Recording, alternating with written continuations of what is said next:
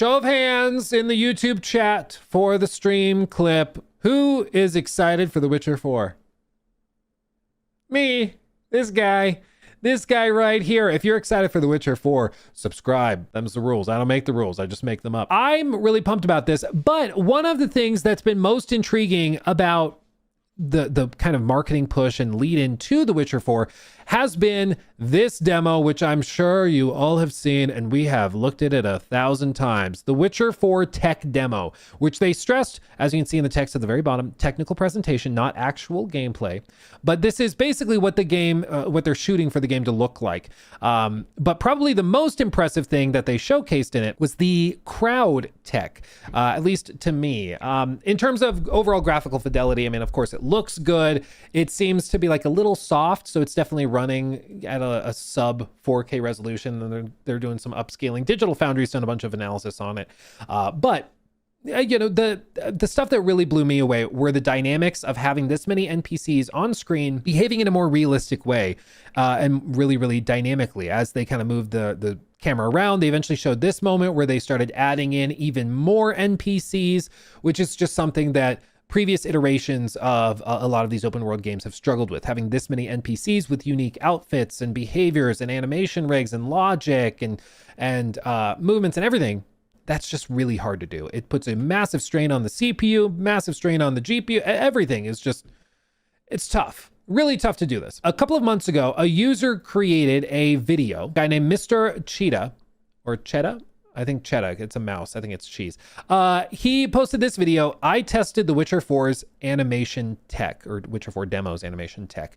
And this has been recommended to me by several of you guys who watched it, said that it's amazing. I watched the first few minutes and I was like, oh, we got to talk about it. We got to look at this on stream because this is freaking cool. Because he actually goes in and breaks it down and tests it to see if it's real. Because let's just be honest with ourselves.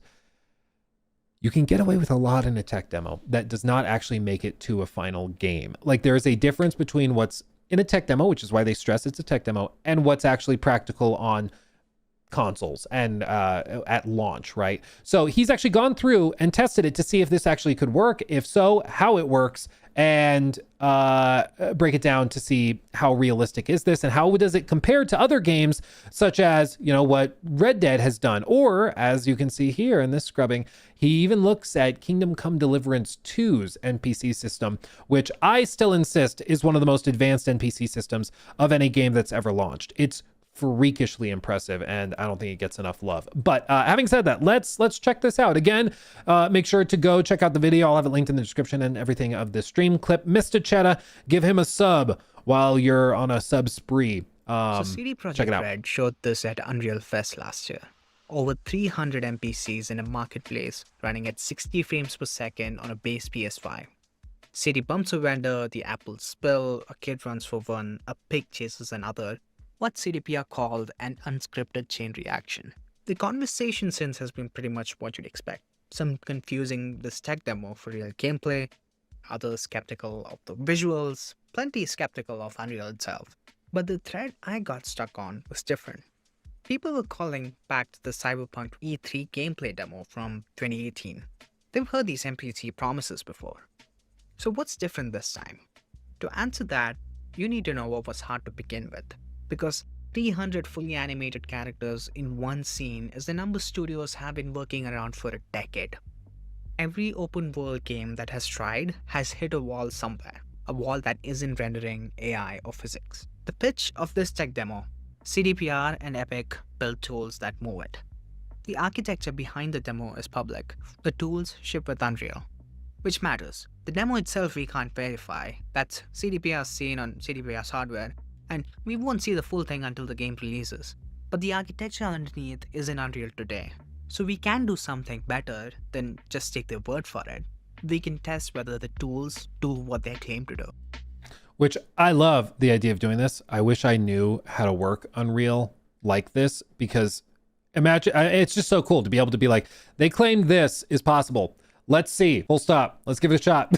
You know, I'll be able to see if we're making stuff up, if we're being silly, you know, we'll be able to tell. Before we open Unreal, it's worth understanding what we've been working around all this time. Because the problem isn't new. You've watched games try to solve this for years. You've already When people seen talk this. about NPCs that feel real, they're usually talking about Red Dead 2. NPCs remember you, they react to the weather, they have opinions about your horse. Bump someone in St. Denis and it cascades. A person shouts, a witness reacts, the law gets involved. But count the people on screen. In St. Denis, the busiest place in the game, you're looking at maybe 50 or 60 at a single time. Rockstar made each character so deep, so expensive to animate and simulate that the engine simply can't afford more of them. It doesn't hurt the game, it's exactly what the setting wants, but the trade-off is still there. Well, you notice this is also something to appreciate is that when like part of the balancing of building games like this is that you have to understand what your limitations are and then kind of embrace them and build the game around those limitations. So for example, if you know you can't have 1,000 NPCs on screen, then you're like, okay, I can't have 1,000 NPCs on screen. Let's not set up a quest line where you would need to have 1,000 NPCs on screen, right? Like if we can only have 20 or 30 simulated, let's not have a quest in a sporting arena where there's thousands of fans, right? Because that will make it very, very clear that they're not all fully simulated. We'll have to do puppet boards and all sorts of stuff. And there's some clever ways that you can hide that sometimes and break it down. KCD, for example, does that on some of the sieges where you'll see maybe 50 actual NPCs of enemy guards like charging towards you. And then the rest are like little cardboard puppets in the distance that are just anchored to your perspective. So they are always facing you. But in general, especially in a game like Red Dead, one of the things that you'll start to notice is that the way the game and the world has been built is to spread things out, so that you don't see them, right? Like, so that you spread them out, you don't notice the limitations because they designed it with those limitations in mind, understanding them. It's why I also think like some of the best innovation and most clever design like decisions typically come out of these types of restrictions. They come out of limitations. They come out of, we can't do this just brute forced with raw computer power. We've got to find a more clever way of doing it. And so they do, and this is a phenomenal example of that. Another example would be like, do you remember in the, it went viral a little while ago, a clip of the Walking Dead mirror, the Walking Dead mirror in the car. Let me see. Was it not The Walking Dead? What's the game? The freaking game. Do you guys know what I'm talking about? I thought it was Walking Dead. Is that not what it is? I mean, this is the sequence, but there was somebody that pulled the camera out and showed it. They actually pulled the camera out and showed it. Telltale's The Walking Dead. I think it spread on Twitter real quick. It's really cool. Basically what they did is they just built a pocket dimension for the car out the mirror and then like reflect it back. Is it, boundary break? Boundary break. Okay, hold on. We're almost there. Yeah, look at this. I think this is it. Okay. Boundary breaks. Thank you, Banana. The camera is focused inside of the vehicle at all times. Now, the first thing I noticed, and it's the first thing I want to show you, is that you may recall being able to see the reflection of the officer in the rear view mirror. Well, video games love to do all sorts of different tricks in order to do reflections, but how it's pulled off in The Walking Dead is a little outside of the ordinary. As you can see here, there is a second model for the police officer, and the environment is a cone that has special textures that loop through the cone. And so anytime you look at the cruiser from an angle that's outside of it, this is what you're going to see. This is probably also why you never get to see the camera angle outside of the cruiser. Meanwhile, I'm sure a lot of you want to know what the city... And then they just cull everything around it. They just cull everything around it. But like back or nowadays, they would just like, I guess we're going to ray trace the reflection, just do it that way. But they came up with this really clever way of basically building a duplicate scene. And then they cull everything through like the framing of the rear view mirror so that everything is just duplicated. It ends up being really performant. I remember this game running on my iPod Touch, like my little iPod Touch. But it's because like they had to come up with a really clever solution and way to do it, but it's just really well done because they were forced to come up with a solution based on the technical limitation. And I just love finding out about these little tidbits and tricks that they use. But anyway, thank you, chat, for helping me find that.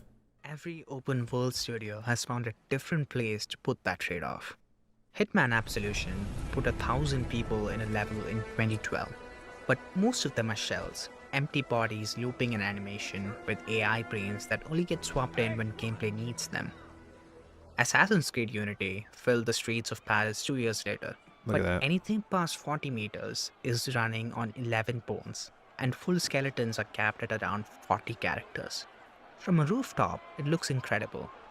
I remember this. It like is both super impressive and also just so jarring because you can even see like as the camera moves in Unity, you can see the shadows and stuff. Like watch these guys down here. You'll see the shadows and the models actually popping in and out because like you just said, they could only have 40 full quality NPCs basically, and the rest had to be pared down and simplified. And so like from a distance, it looks really 11 cool. bones, and full skeletons are Assassin's Creed Unity Like, look at that. That's ridiculous. That's crazy.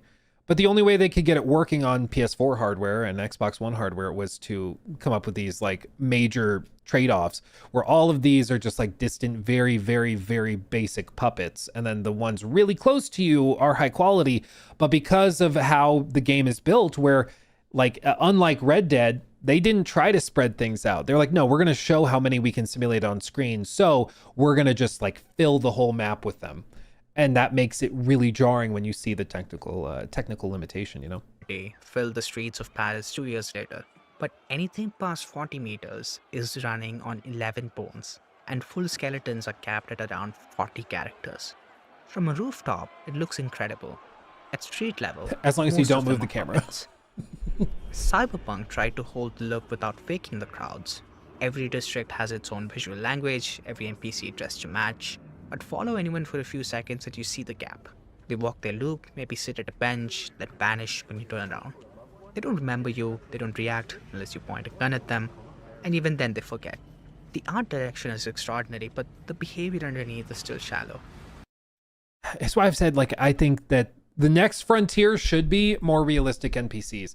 Like, I'm telling you what, that will have such a bigger impact on like the quality of open world design and just, I mean, not even open world design, just game design in general. If you can have like truly intelligent NPCs, that will elevate the experience way more than like shiny or metal. I'm just saying, maybe I'm just being unreasonable, but I swear to God, like the NPCs are one of the things that take me out of an open world game instantly. I think it's part of the reason I love KCD 2 so much is because they do this very, very well. And it's definitely an area for improvement. I'm excited to see what GTA 6 has done with it. Like imagine Red Dead 2's NPCs are smart. That game is 8 years old. 8.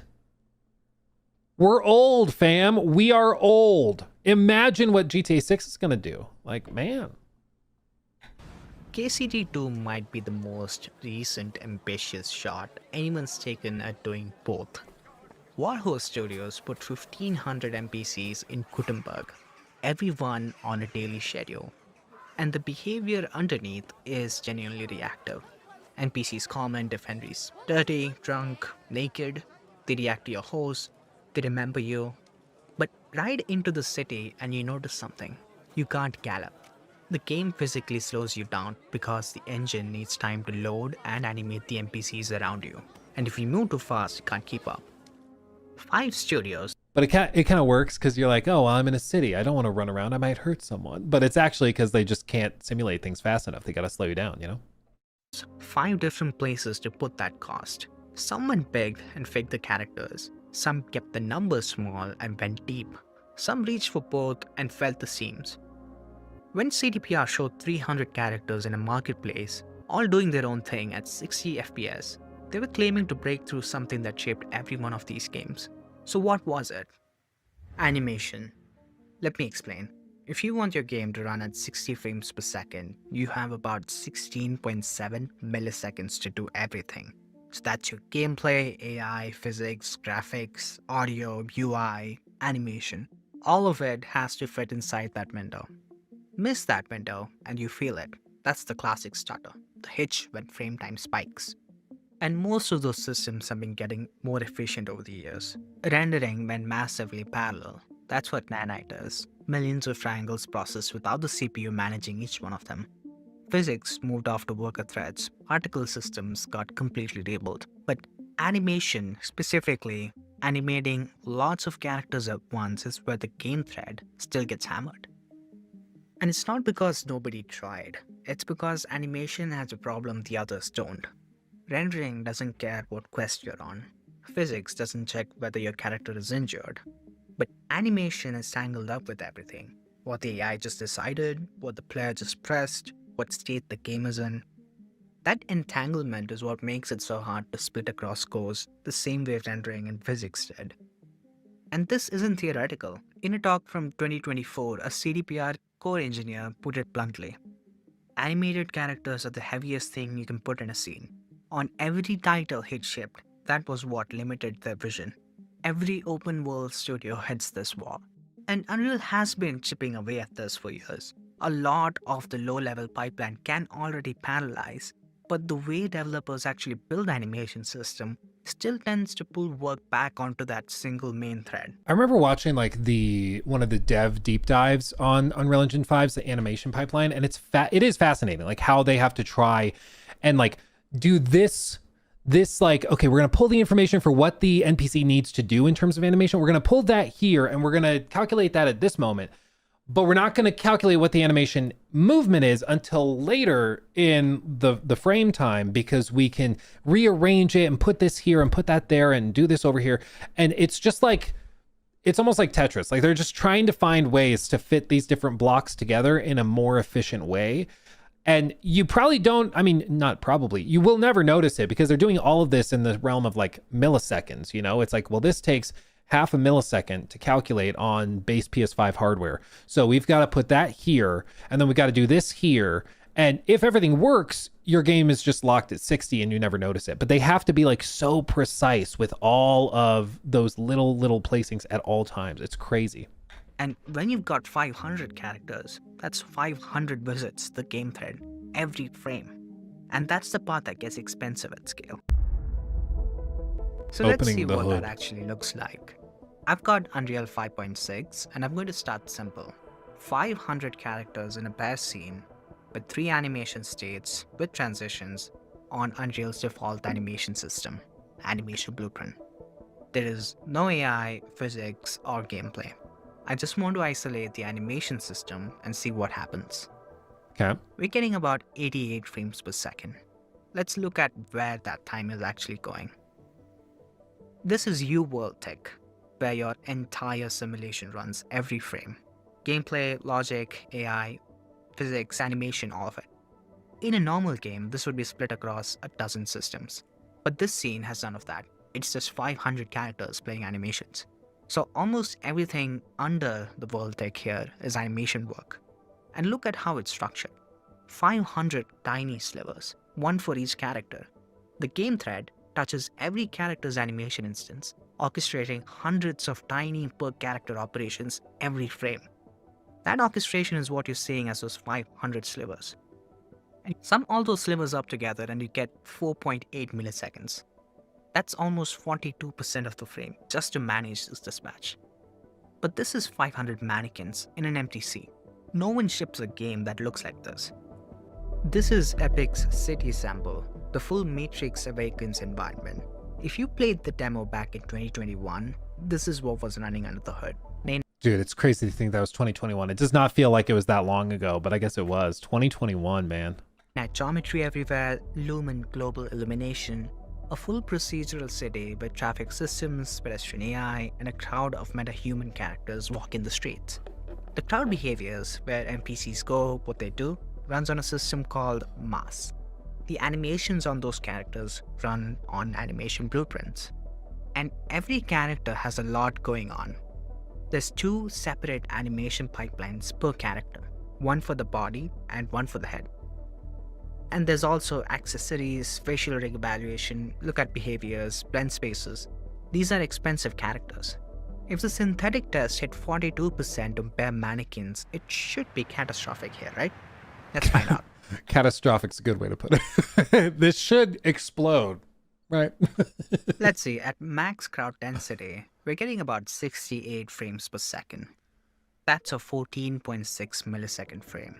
Summing the animation timers, we get about 1.24 milliseconds. That's roughly 8.5% of the frame, which actually sounds fine until you look at what you're actually counting. The scene doesn't look empty, there are characters everywhere, but most of what you're seeing here is exactly the tricks we talked about earlier. Simplified skeletons, reduced bone counts, characters running cheaper evaluation at distance. At default settings, the number of metahumans running at full animation fidelity is about 16. In the scene Epic built to showcase what Unreal 5 can do with crowds, 16 characters get the real animation pipeline. So what happens when we push past that? City Sample exposes LOD controls for the crowd. I can tell the engine, keep more characters at full fidelity instead of culling them. And the shape is exactly what you'd expect from the mannequin test. More characters at full fidelity means more slivers on the game thread, more per character dispatches, more serial work that can't overlap. So instead of walking through 4 profiler captures, let's just plot the numbers on a graph. So we start at 16 characters, and time spent by animation on the game thread is 1.24 milliseconds. Push it to about 39 characters, 2.68. 112 becomes 5.78. 223, and we're at 10.45. It's linear. Every metahuman you add costs the same as the last one. There's no economy of scale because the architecture doesn't allow it. The same structural problem from the mannequin test, just wearing more expensive clothes.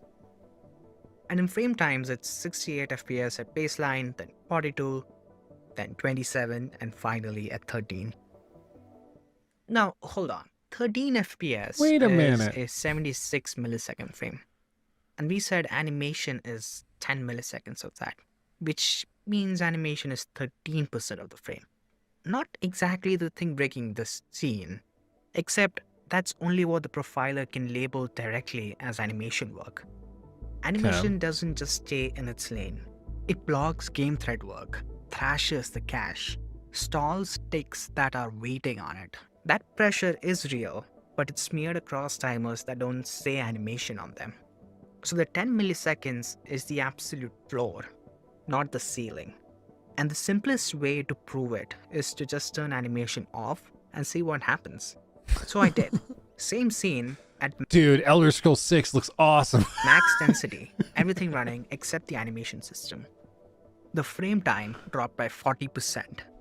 At this crowd density, animation is by far the single largest cost in the scene. And it's not close. That's the wall. So here's the thing about that curve. It's not a performance bug. You can't shader optimize your way out of it. Can't throw it on a faster GPU. The game thread has to touch every character, every frame in sequence.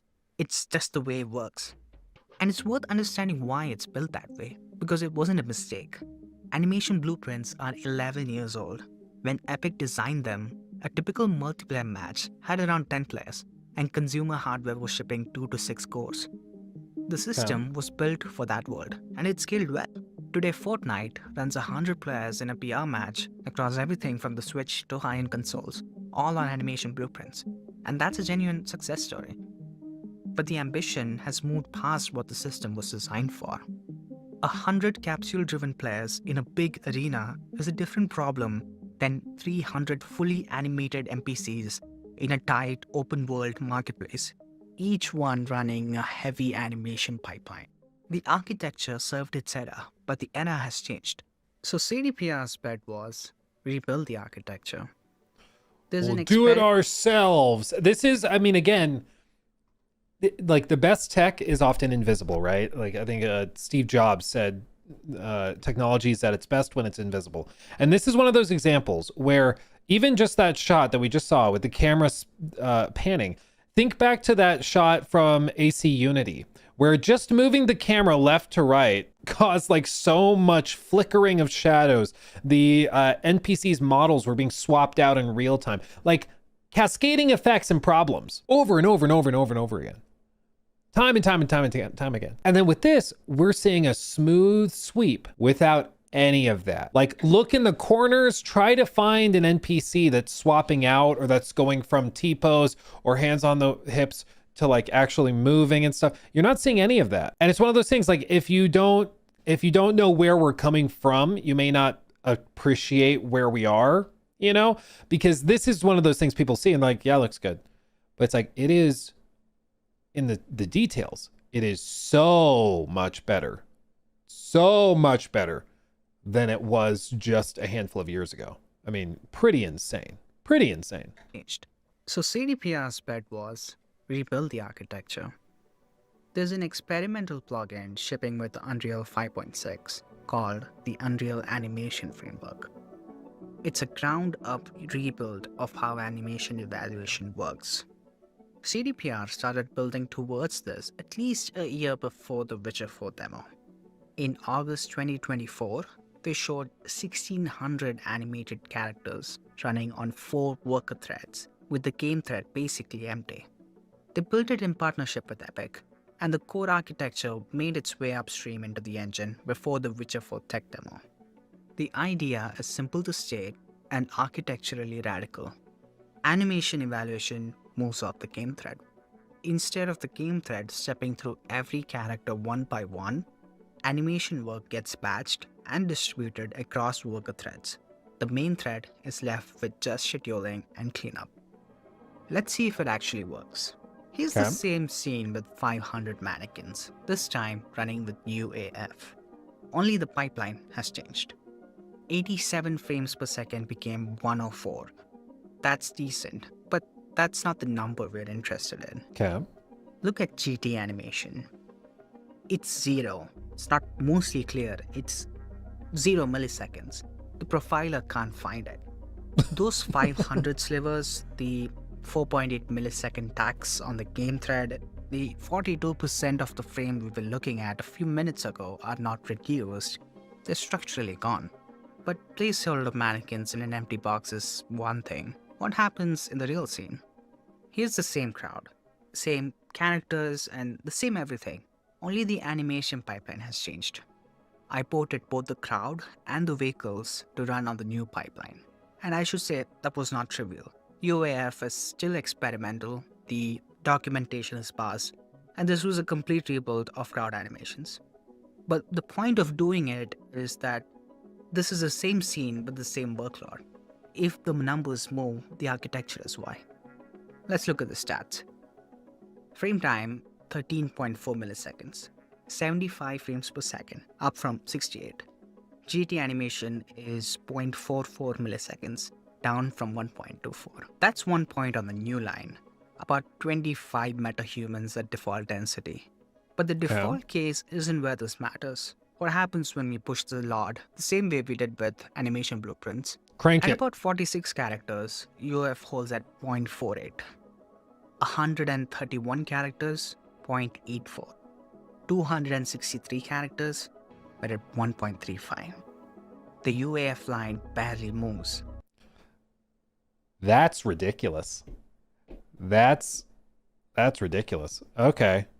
So like looking at the traditional way they did it, yeah, you add more NPCs, you know, you're dropping to 10 frames a second. Like it just can't do it. But when you reorganize everything under the new framework and it is running everything in a more efficient way, that doesn't become a problem. I mean, still it's incredibly difficult, it's experimental and all that, but I mean, that is a seismic shift in efficiency. From 25 to 263 characters, a tenfold increase in crowd density, and GT animation costs didn't even triple. Under animation blueprints, every extra metahuman costs the same as the last. Under UAF, the per character cost in the game thread drops as density goes up. The curve bends. Now, let's look at that graph one more time. Animation Blueprint's game thread spent 1.24 milliseconds on animation with 16 characters. UAF's game thread spent 1.35 milliseconds with 263. With the same budget on the game thread, UAF handled 16 times the number of characters. Jeez. And before we pull back, one more check. Remember the control test from earlier, the no animation test? That number doesn't change between animation blueprints and UAF. Animation is off either way. So what changes is how far each pipeline sits above that floor at max density. Animation blueprints at 40% above that floor. UAF sits 13% above it. It's the same story as before. The labeled GT animation number is what you'd measure in practice. And by that measure, UF's costs barely moved. The gap to the no animation flow tells you the hidden ripple collapsed too. UF That's isn't just crazy, cheaper man. in its own lane, it's polluting the rest of the frameless. Now, UAF at max density is still only running at 18 frames per second on my machine. That's not a shipping frame rate. UAF didn't make the scene magically fast. What it did was move the bottleneck. Animation used to be the thing gapping the scene. Now it's one cost among several others. Rendering, world tech work, mask out simulation, all the 2021 systems City Sample is still running under the hood. So if animation isn't the bottleneck anymore, what does that actually change? What actually matters? So let's come back to this. City bumps a man carrying a crate.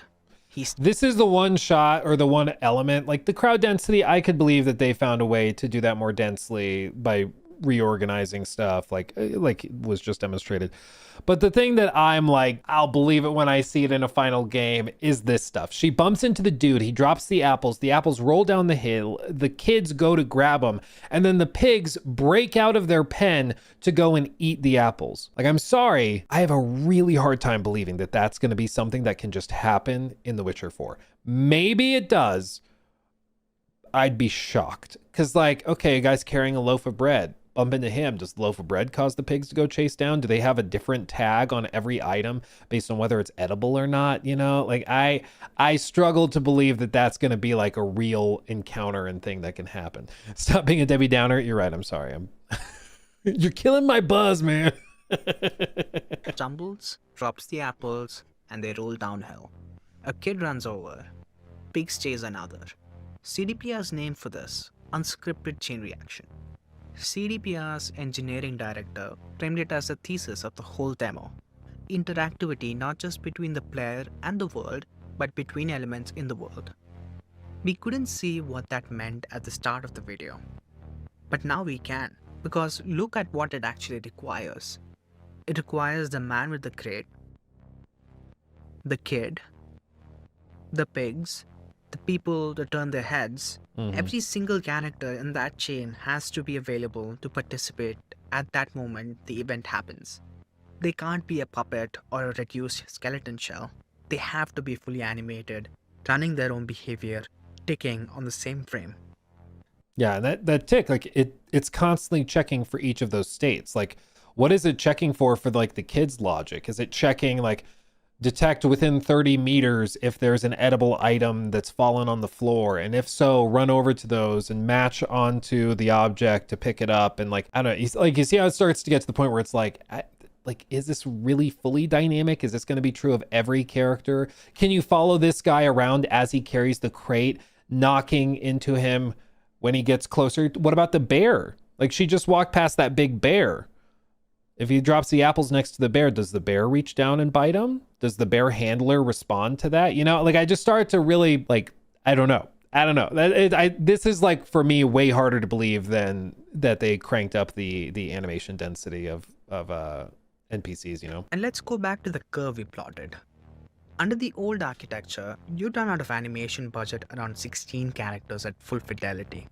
The kid in the apple crate chain, if he's 20 meters away, isn't animating at full fidelity. He's on a cheap LOD, or he's one of those empty shells from earlier games we talked about.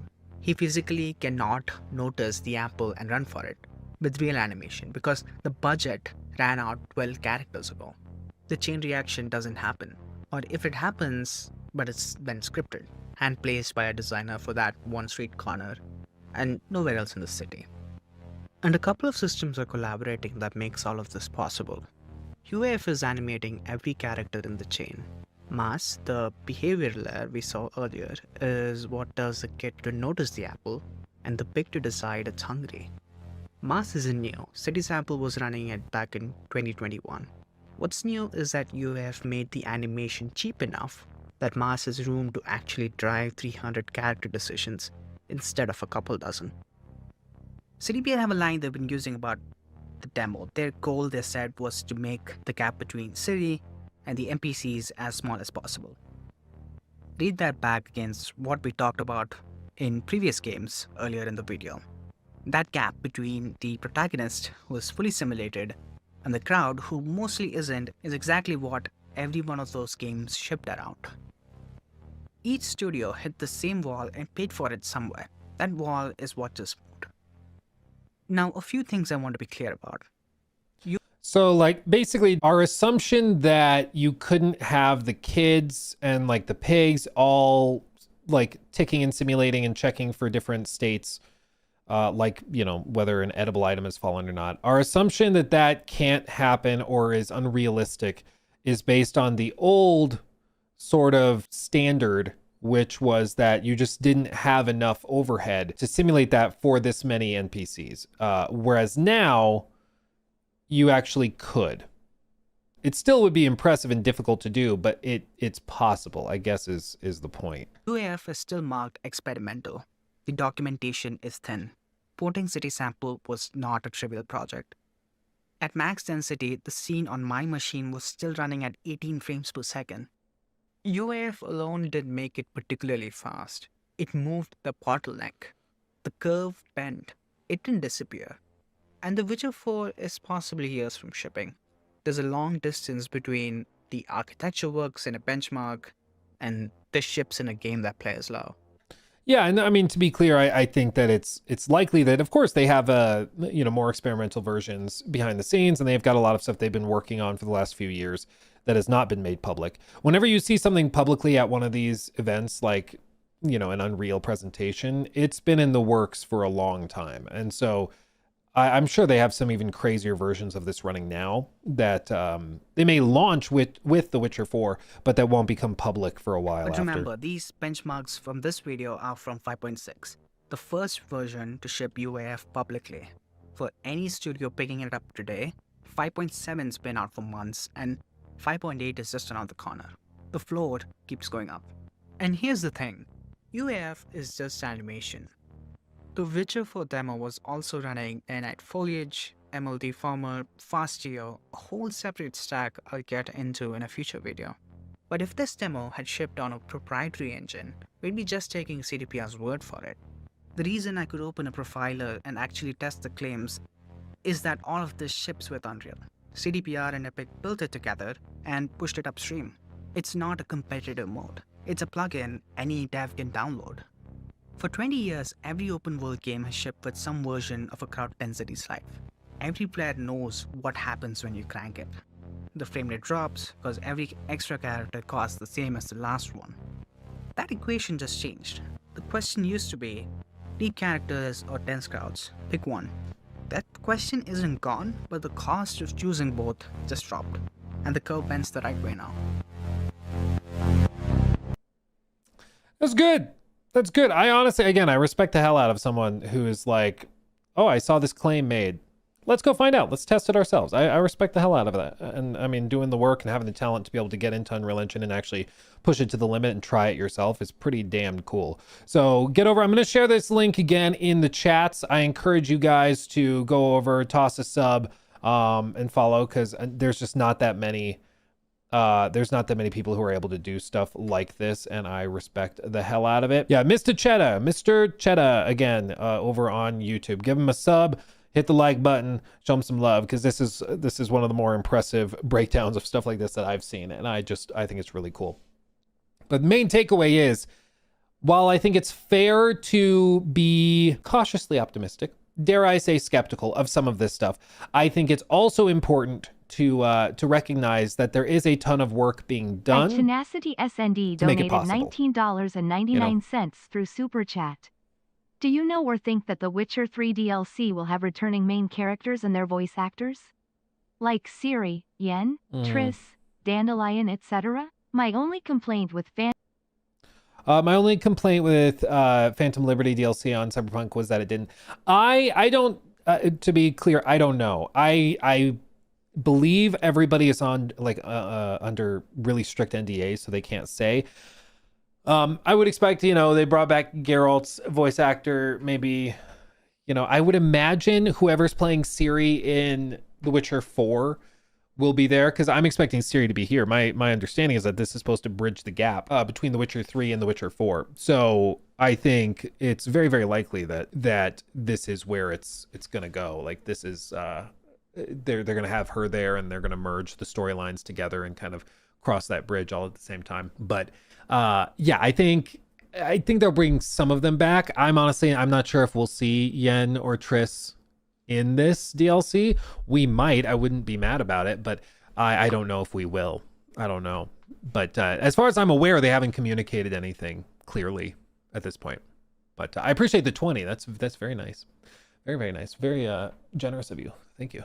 That was a wildly impressive video. I can't even imagine how many hours you put into it. Well, again, it's just, I respect the hell out of somebody being like, you know, I have the capability to test this, you know, and it's a claim that's made. Hey, we built this thing out that changes the game in terms of animation, pipelines and simulation and everything. And he's like, okay, let's see.